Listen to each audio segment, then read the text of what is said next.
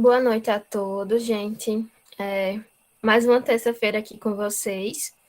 Hoje a vez é a minha, ministrar aula aqui para vocês. E dando continuidade aos assuntos de ecologia, a gente hoje vai estudar os biociclos da Terra. E vamos ver o que são esses biociclos, vamos entender melhor o que é isso. Então, os biociclos da Terra são o quê? Eles vão caracterizar cada ecossistema da nossa biosfera. Lembra que na primeira aula de ecologia, na parte introdutória, eu trouxe alguns conceitos para vocês, de algumas palavras, e uma delas foi ecossistema. Então, eu disse que o quê? O ecossistema ele vai ser formado por organismos bióticos, que têm vida, e organismos abióticos. A na biologia significa sem vida. Então, o ecossistema é formado por esses dois tipos de seres, com vidas e sem vida. Isso é o que vai caracterizar um ecossistema. E o ecossistema em si, ele vai apresentar características de acordo com o tipo de ecossistema que vai estar sendo estudado. E para cada tipo de ecossistema vai existir um biociclo. E o biociclo ele vai detalhar melhor como vai ser cada um desses ecossistemas.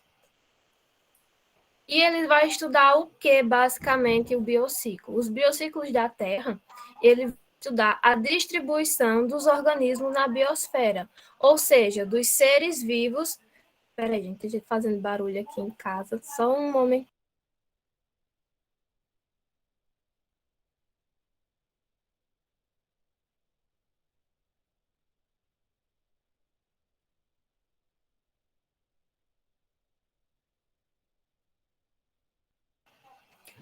Pronto, gente. Deixa eu voltar aqui. Os biociclos eles vão estudar basicamente como é que esses organismos, como é que esses seres vivos, eles vão estar distribuídos na biosfera. Vocês lembram o que é biosfera?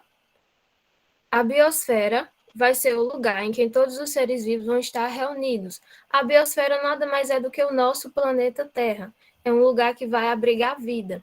E como os organismos vão estar espalhados por todo o continente, aqui a gente tem uma figura do nosso mapa mundial, e aqui a gente tem todos os continentes, o asiático, o europeu, o africano, a Oceania, a América do Sul, a América do Norte, e em cada um desses continentes vai estar presente os biociclos, de acordo com o seu ecossistema, de acordo com o tipo de ecossistema que aquele biociclo vai estar estudando. Então, só para intensificar aqui, o que seria a biosfera? Bio significa vida, e esfera, no grego, significa esfera. Então, esfera da vida. A biosfera nada mais é do que isso, o lugar onde contém vida, porque é o único planeta que se sabe até hoje que vai possuir seres vivos. Existem vários planetas, mas nenhum deles ainda foi detectado que existe vida. E a biosfera ela é formada por um conjunto de ecossistemas, então vai existir diversos ecossistemas, que eu vou detalhar para vocês quais são esses ecossistemas, e eles todos juntos vão formar o que a gente chama de biosfera, um lugar que pode existir vida, um lugar habitacional. Passando para dizer para vocês quais são esses ecossistemas e, consecutivamente, quais são os biociclos, a gente vai estudar a divisão desses ecossistemas. Então, a gente vai ter basicamente 3 tipos de ecossistemas, que vão ser os terrestres, o marinho e o ecossistema ducícola, ou seja, terrestre, aqueles ecossistemas que estão presentes na terra, terra firme, no solo. O marinho vai estar onde? No mar. E o ducículo vai ser de onde? De água doce. E para cada ecossistema desse, a gente vai ter um biociclo ligado a ele. E o biociclo do ecossistema terrestre vai se chamar como? Epinociclo. Do ecossistema marinho vai se chamar como? Talassociclo. E do ecossistema do ociclo vai se chamar como? Limnociclo. Então, cada biociclo desse vai ser responsável por estudar um ecossistema específico desse aqui. Eu vou repetir essas palavras mais uma vez ao passar dos slides e vocês vão conseguir gravá-las melhor na mente, tá? Então, só recapitulando: terrestre é pinociclo, marinho talassociclo e duociclo, que é de água doce, limnociclo. Até aí, tudo bem? Alguma dúvida? Para poder prosseguir aqui. Tudo Então, certo. pronto, bora lá. O primeiro que a gente vai estudar é o epinociclo, que é o ecossistema, que vai estudar o ecossistema terrestre, todos os ecossistemas terrestres, até porque o ecossistema ele vai ser formado por seres vivos e seres não vivos, mas ele vai ser formado também pelos biomas. Então, vai existir diversos biomas. Eu passei uma videoaula para vocês. Espero que vocês tenham assistido, do professor Guilherme. Ele é maravilhoso, explica super bem. Quem ainda não assistiu, eu espero que assista depois, até porque eu não vou me aprofundar nos biomas, vai levar uma questão de tempo muito grande, só uma aula no tempo que a gente tem não daria para falar de tudo especificamente. Então, o epinociclo, ele vai estudar os ecossistemas terrestres, que são formados pelos biomas. E quem são os biomas? A tundra, a taiga, floresta temperada, floresta tropical, campos e desertos. Vocês vão ver mais na frente que esses biomas também podem receber alguns nomes, ou seja, um mesmo bioma podem ter 3 nomes diferentes. Isso é só para confundir a mente do aluno. E ele vai ser ele vai ser um dos biociclos que vai ter a maior biodiversidade de seres vivos, tanto de planta como de animais, pela quantidade de bioma que ele vai abrigar. Então, bora lá, vamos conhecer quem são esses biomas. Antes disso, a gente vai ver que esses biomas vão ter uma distribuição por todo o planeta. Aqui a gente tem a tundra, que está num ambiente mais frio, mais polar, onde vai ter a presença de muita neve. Mais abaixo a gente vai ter as florestas de coníferas, que é conhecido também como a taiga. Mais abaixo, mais um pouquinho, a gente vai ter as florestas decíduas, florestas temperadas. Vamos ter também os campos. Passando um pouquinho mais para o lado, a gente vai ter os desertos. E vejam que a gente tem um deserto do clima temperado e um deserto do clima tropical. Aqui, basicamente, vai ser um deserto do clima semiárido, parecido com a Caatinga, o ambiente que a gente está. E já esse deserto tropical vai ser aquele deserto que vai ter mais a presença de areia, tipo o deserto do Saara, por exemplo, né? Boa noite, Priscila. Vamos ter também a savana. A savana é um bioma africano muito parecido com a caatinga. Então, a gente diz que a caatinga é só nossa, só tem no Brasil por causa das características que ela apresenta. Só que no continente africano vai ter um bioma muito parecido com ela, que vai ser a savana, mas vai ter lá suas características diferentes que vão diferenciar do bioma do Brasil. E a gente também vai ter a floresta tropical sazonal, a floresta pluvial, que é conhecida aqui no Brasil como Mata Atlântica, e a gente vai estudar um pouquinho de cada um a passar dos slides. O primeiro que a gente vai ver vai ser a tundra, que é aquele que está mais acima naquela pirâmide que eu acabei de mostrar. Dá para perceber o quê? Que ao redor da tundra vai ter algumas planícies, mas também vai ter espaços muito elevados, muitas montanhas, e percebam que vai ter sempre o quê? A presença de neve, mesmo nos períodos períodos mais quentes, períodos de verão, mesmo assim ainda vai ter neve. E uma coisa bem interessante que vocês podem perceber é que a temperatura aqui embaixo é diferente da temperatura que está em cima das montanhas. Ou seja, se aqui embaixo é mais quente, então a neve tende a derreter primeiro aqui embaixo, para depois começar a derreter lá em cima. Então, não sei se vocês viram já em algum desenho animado que embaixo não tem neve, mas lá em cima da montanha tem um pouquinho de neve. Justamente, isso é a tundra, porque a neve lá em cima demora mais para derreter, porque a temperatura lá é mais fria. Então, quanto mais frio, mais vai conservar assim a neve. É um bioma característico do hemisfério norte. Como eu falei para vocês, fica quase o tempo todo coberto de neve. A vegetação aqui é muito rasteira, é mais graminha. A gente não vai encontrar árvores de grande porte, alguns arbustos, por exemplo, musgo, líquen, é o que mais está presente aqui. E dentre os animais da tundra, a gente vai poder citar algumas renas, os bois almiscarados, que são aqueles bois bem diferentes, bem peludos, eu não sei se vocês já viram, algumas aves, algumas raposas e insetos. Passando para o próximo bioma, alguma dúvida? Não, né? Se tiver, vocês podem ir falando aí no chat ou ligar o áudio. O próximo bioma, semelhante com a tundra, mas ele não é igual, é só parecido, mas não é igual, é a taiga. Mas vocês podem encontrar tanto em provas, como em alguns livros, ou até site que vocês usem para estudar, como floresta de coníferas ou boreal. Então, 3 nomes para um bioma só: taiga, floresta de conífera ou floresta boreal. Esse bioma aqui, como o Simone estava falando de filme, eu lembrei da saga Crepúsculo. Eu não sei se alguém já assistiu, mas é um bioma que aparece muito durante algumas cenas do filme. Vocês vão ver com bastante frequência se alguém se interessar para assistir o filme. E lá vai mostrar muito essas árvores, que são as coníferas, árvores com formato de cone. E essas árvores são adaptadas justamente para esse tipo de bioma. Por quê? Porque é um bioma que lá vai ter a presença de neve durante em alguns momentos do ano.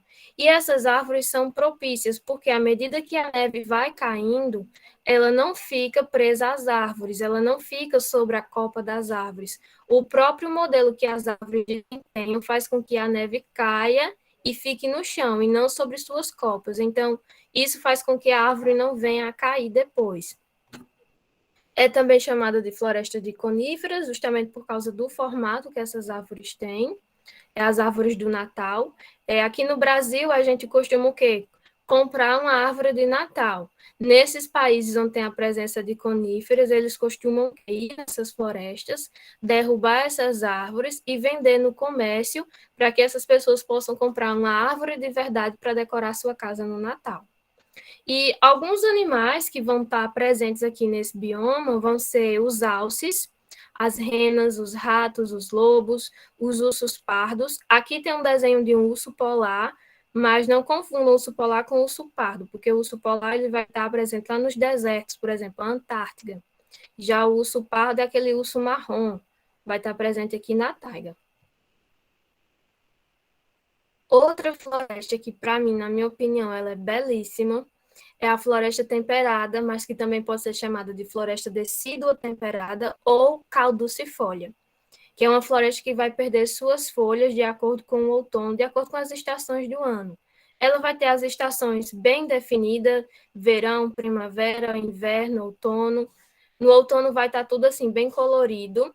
Já no verão, as árvores vão perder suas folhas. No inverno vai estar tudo florido. Então, as estações são bem definidas. Dá para perceber em que estação do ano, de acordo com esse bioma, ele vai estar. Outra coisa, ele vai estar presente não só nos Estados Unidos, como na China, na Europa Ocidental, mas aqui no sul do Brasil também a gente vai poder encontrar, ali perto, deixa eu ver, de Santa Catarina, mais para o sul do Brasil mesmo, essa parte mais fria do nosso país. E a flora dela vai ser constituída de carvalhos, araucárias, samambaias, e na fauna a gente vai ter alguns animais como invertebrados, vertebrados, e, por exemplo, a gente vai ter o quê? Os roedores, os esquilos. Lembrei agora também de outro filme, Bambi. Quem já assistiu Bambi na adolescência vai perceber que a floresta é bem colorida, é cheia de folhas amarelinhas. Então, é um dos animais que vão estar presentes, né? Os veados, como diz assim, né? Outro bioma aqui que a gente pode tratar é a floresta tropical, que pode ser também chamada de floresta pluvial ou floresta úmida, que aqui no Brasil a gente conhece como o quê? Mata Atlântica. E a gente tem uma bem pertinho de nós, que é a Mata Pau-Ferro, situada na cidade de Areia. Eu não sei se vocês conhecem, mas quem não conhece vale muito a pena ir lá visitar, fazer alguma trilha pela mata. É incrível, tem uma biodiversidade enorme, muitas árvores, assim, em questão de vegetação de planta, ela é riquíssima, muitas espécies de animais. É uma floresta bastante úmida, porque o índice pluviométrico, ou seja, a quantidade de chuvas anuais que tem naquela região, é muito grande. E por ser um ambiente que tem muita chuva, as plantas elas acabam crescendo muito, tendo um grande desenvolvimento. Então, acabam tendo um grande desenvolvimento e, assim, elas acabam tendo competição por luz. Se são plantas de grande porte, elas vão precisar da luz para fazer o processo de fotossíntese. Então, elas acabam competindo uma entre si para ver quem é que cresce mais para alcançar a luz. Aquelas que não conseguem vão ter baixo desenvolvimento, vão ser plantas pequenas, tá? E a terra desse local, ela vai ser uma terra sempre que vai estar úmida, vai estar sempre molhada, porque as árvores, a copa das árvores, como elas acabam fechando todo o território, vai ficar na sombra. Então, toda a água que passa para a parte interior da floresta vai se manter ali, porque vai gerar uma umidade muito grande e o ambiente sempre vai se manter assim, úmido, e a terra sempre molhada. Outro bioma que a gente vai ter também vai ser o Campo do Sul, ou os Campos Sulinos, mas que também pode ser chamado de Pampas. Esse a gente vai encontrar lá no Rio Grande do Sul, no nosso Brasil, e é onde vai ter o famoso chimarrão, os gaúchos. Aqui no Brasil a gente tem. Vai ser um bioma que ele vai ser mais assim afastado dos outros biomas do nosso país. E as pessoas que moram nesse lugar, nesse bioma, vão ter uma cultura muito diferente da nossa.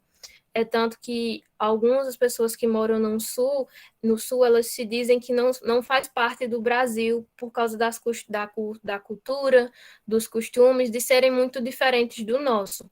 É como se fosse já um lugar à parte. Realmente é muito diferente das coisas aqui mais para dentro do Brasil, né? Mais para o interior, mais para o norte e nordeste do nosso país.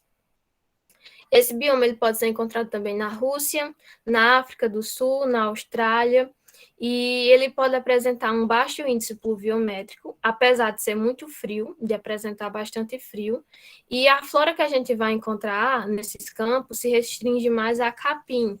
Pode perceber que é uma vegetação mais rasteira, a presença de árvores é bem pequena, não vai quase se ver árvores por aqui, a gente tem muitas serras, e todas elas são cobertas por quê? Por capim e pequenos arbustos. A árvore aqui a gente vai ver muito pouco. Já é uma característica do bioma de lá.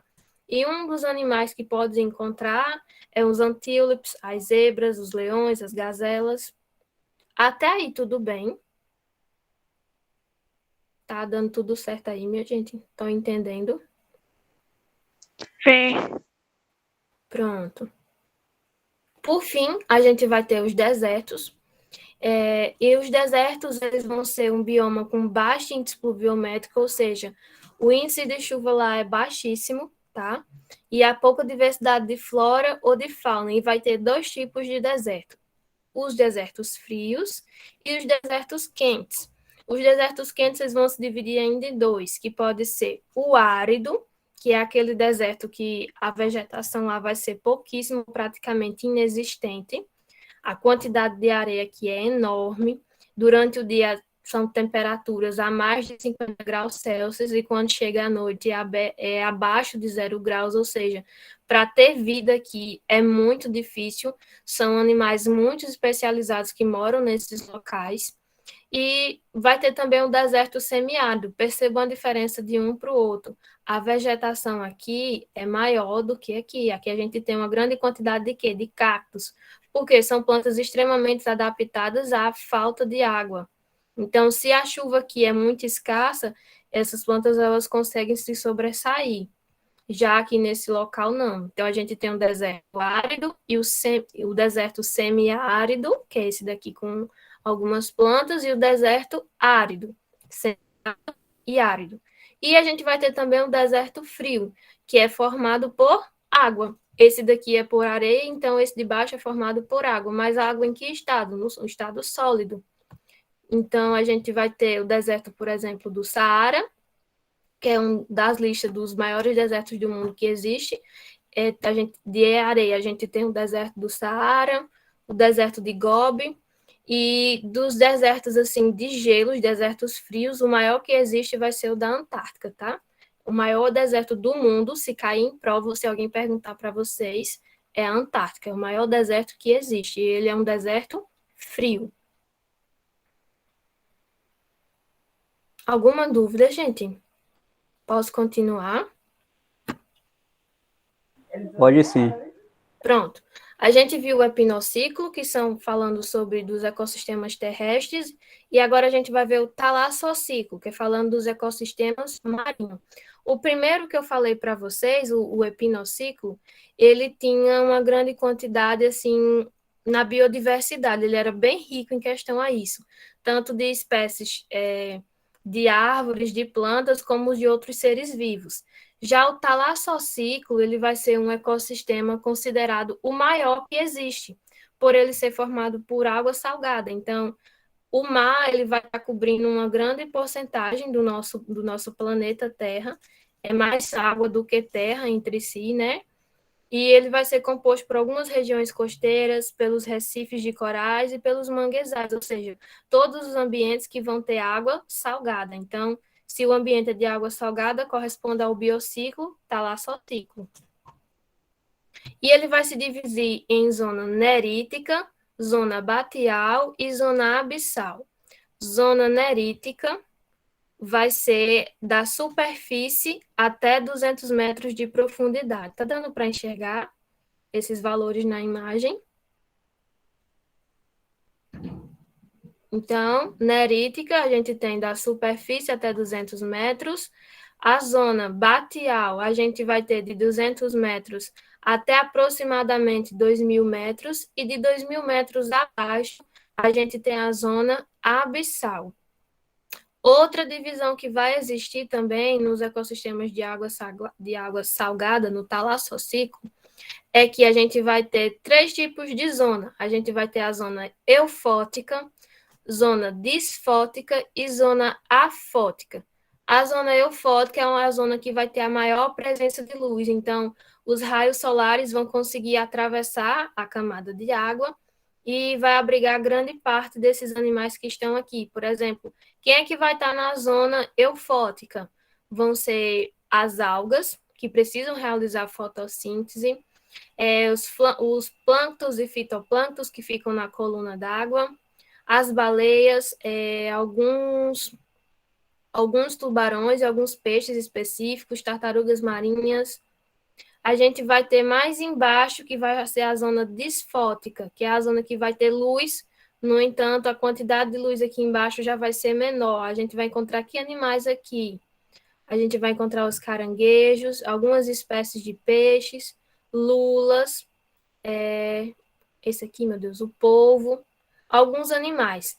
E mais abaixo, bem mais profundamente, a gente olhando aqui na imagem não tem uma noção tão grande, mas isso é bem profundo mesmo, é abaixo de 1.500 metros de profundidade. A pressão aqui embaixo é enorme. Se você mergulhar 40 metros de profundidade no mar, por exemplo, você está em Fernando de Noronha, e vai mergulhar para conhecer os tubarões que estão ali presentes, você chega a mergulhar até 40 metros de profundidade. E você se sente, a cada vez que você vai diminuindo não, cada vez que você vai chegando mais ao fundo do mar, você vai sentindo uma pressão sobre seu corpo. É como se você estivesse emagrecendo cada vez mais, porque a pressão atmosférica aqui é bem maior, se considerado a pressão atmosférica terrestre. Então, quanto mais profundo você vai, maior você aumenta a pressão. Então, animais totalmente especializados é que vão se encontrar aqui embaixo.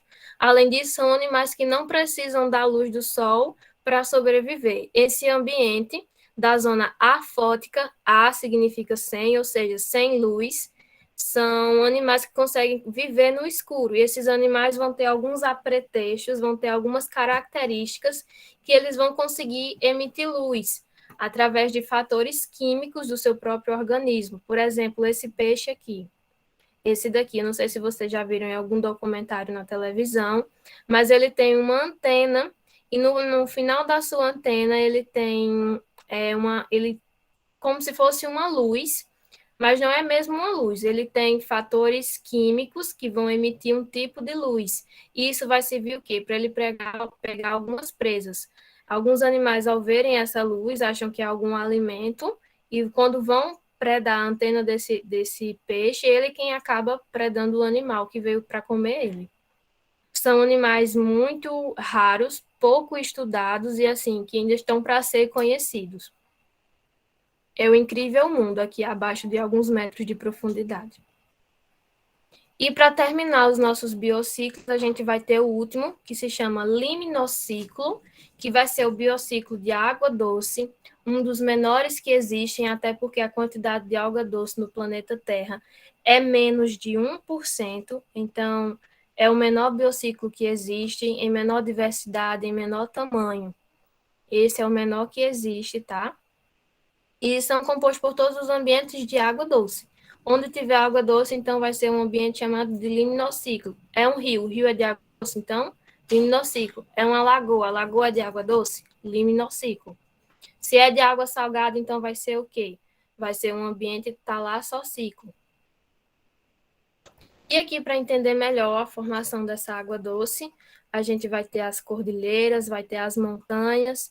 Aqui a chuva é mais intensa, vai se formar neve, a temperatura é mais baixa, e logo a gente vai ter as geleiras, vai ter as correntezas, e essa aqui vai ser chamada de zona fonte. A água que é formada aqui é totalmente doce, é a água mais doce que existe no mundo. É tanto que as geleiras, gente, lá nos polos onde tem o gelo, na Antártica, a água é a água mais doce que existe.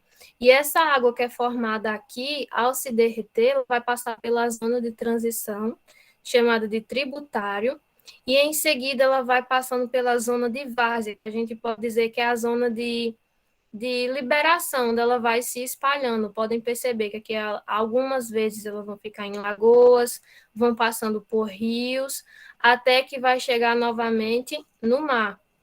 Então, a água que está no mar depois vai chegar lá novamente aonde?